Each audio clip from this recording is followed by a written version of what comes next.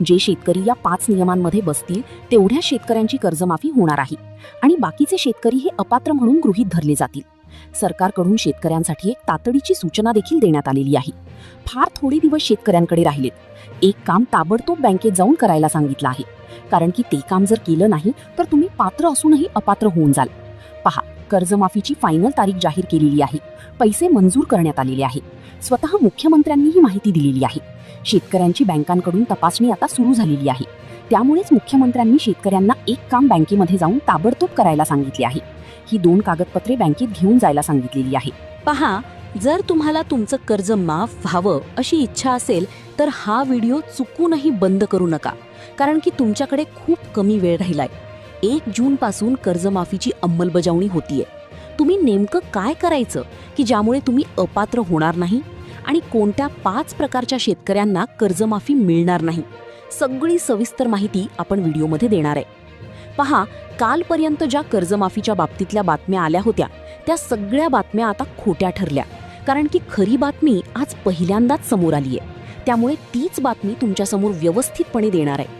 पहा, पुराव्यासहित सगळी माहिती तुम्हाला दाखवणार आहे. त्यामुळे जर तुम्हाला कर्जमाफी आवश्यक असेल, तुमचं कर्ज माफ झालेलं तुम्हाला बघायचं असेल तर हा व्हिडिओ बंद करू नका. चला तर मग वेळ न वाया घालवता व्हिडिओला सुरुवात करूया.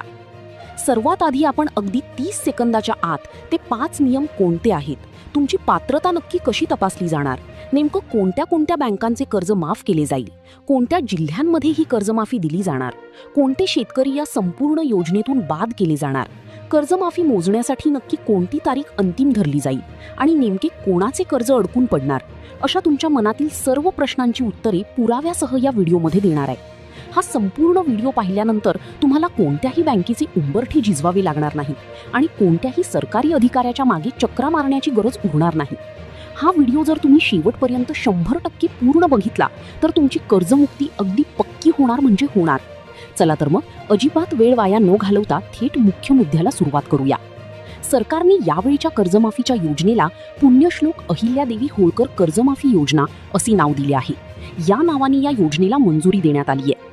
आता या कामासाठी मोठा निधी बाजूला काढून ठेवला गेलाय इथपर्यंतची गोष्ट तुम्हाला ठाऊक आहे.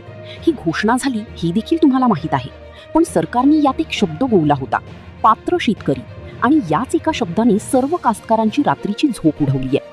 जवळपास 99% शेतकरी अजूनही याच गोंधळात पडलीत की नक्की पात्र म्हणजे काय आणि या पात्रतेचा नेमका अर्थ काय होतो हे कोणालाच नीट समजेना. म्हणूनच मुख्यमंत्र्यांनी स्वतः समोर येत ही सर्व गुप्त माहिती जाहीर केली. तीच माहिती आज आपण या व्हिडिओच्या माध्यमातून तुमच्यापर्यंत पोहोचवत आहोत. शेतकरी बांधवांनो, तुमच्यासाठी एक अत्यंत महत्त्वाची सूचना आहे. अखेर तो सुवर्ण क्षण जवळ आला आहे, जिथे कर्जमुक्तीच्या घोषणेची प्रत्यक्ष अंमलबजावणी आता जमिनीवर सुरू झाली आहे. आता तुमचे स्वप्न नक्कीच सत्यात उतरताना दिसणार आहे. बजेट सादर करताना देवेंद्र फडणवीस साहेबांनी यावर कायदेशीर शिक्कामोर्तब आधीच केलेले आहे. कर्जमाफ होणार हे आता जवळपास 100% नक्की झाले आहे. पण जरा थांबा, हा व्हिडिओ अत्यंत मनापासून लक्ष देऊन ऐका, कारण की ही सवलत प्रत्येक शेतकऱ्याच्या पदरात पडणार नाही. सरकारने अशा 5 जाचक अटी घातल्या आहेत की त्यात जर तुम्ही थोडी जरी चूक केली तर तुमचा हक्काचा पैसा एका मिनिटात खात्यातून कापून घेतला जाईल. ज्यांना असे वाटते आहे की नुसती घोषणा झाली म्हणजे आपले काम फत्ते झाले, त्यांनी आताच सावध होणे गरजेचे आहे, कारण की अजूनही खूप मोठा धोका समोर उभा आहे. या 5 नियमांची चाळणी एवढी बारीक आहे की सर्व काही व्यवस्थित असूनही तुम्ही या लाभापासून वंचित राहू शकता. जर तुम्ही तातडीने बँकेत जाऊन हे काम पूर्ण केले नाही तर तुमची खूप मोठी पंचायत होईल. त्यामुळे ही गोष्ट डोक्यात नीट पक्की करून घ्या. आज आपण आजच्या या विशेष भागात कर्जमुक्ती नेमकी कोणाची केली जाणार, त्यासाठी काय निकष ठरवले, ते 5 महत्त्वाचे नियम कोणते आहेत, कोणत्या बँकेत तुम्हाला सूट दिली जाईल, कोणत्या जिल्ह्यावर एक प्रकारे अन्याय होणार, ही सगळी सविस्तर माहिती तुम्हाला देतोय. पहा, सुरुवातीला जेव्हा ही घोषणा झाली होती तेव्हा अनेक प्रकारच्या शंकांनी लोकांच्या डोक्यात थैमान घातले होते. शेतकऱ्यांना अजिबात समजत नव्हते की नेमके माझे नाव यादीत आले आहे की नाही. तर या सर्व गोष्टींवर मुख्यमंत्र्यांनी 5 कळीचे मुद्दे जाहीर केलेत आणि त्याच 5 सूत्रांच्या आधारे तुम्हाला ठरवायचे आहे की तुम्ही पात्र आहात की अपात्र. आताच जाहीर केलेल्या नवीन GR नुसार महाराष्ट्रातील सर्व जिल्ह्यांमध्ये कर्जमाफी योजना लागू होणार आहे.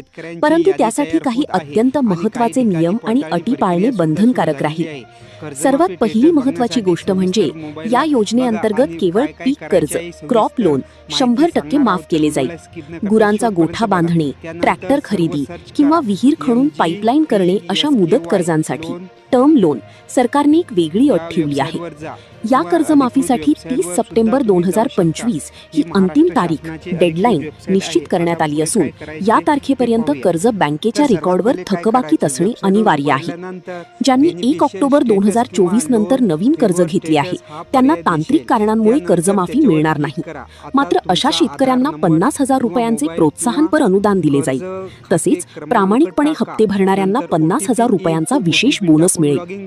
या योजनेचा लाभ घेण्यासाठी 5 मुख्य नियम लागू आहेत. त्यानुसार कुटुंबात कोणीही सरकारी नोकरीत नसावे, इन्कम टॅक्स भरणारे नसावे, कुटुंबात आमदार, खासदार किंवा माजी मंत्री यांसारख्या राजकीय पदांवरील व्यक्ती नसावी, शेती व्यतिरिक्त इतर मोठे उत्पन्न नसावे आणि 7/12 उतार्यावर एकूण शेती क्षेत्र 2 हेक्टरच्या आत असणे आवश्यक आहे. या कर्जमाफीमध्ये छत्रपती संभाजीनगर, जालना, बीड, धाराशिव, लातूर, परभणी, हिंगोली, नांदेड आणि अहिल्यानगर या जिल्ह्यांना प्राधान्य दिले जाईल. बँक खाती जिल्हा मध्यवर्ती, प्रायव्हेट की सरकारी आहे यावरही पुढील प्रक्रिया अवलंबून असल्याने शेतकऱ्यांनी तातडीने बँकेत जाऊन आपले पासबुक अपडेट करावे. तसेच आधार कार्ड आणि फार्मर ID कार्ड अचूकपणे अपडेट करून घ्यावे. व्हिडिओच्या सर्वात महत्त्वाच्या भागाकडे वळणार आहोत, कारण मी तुम्हाला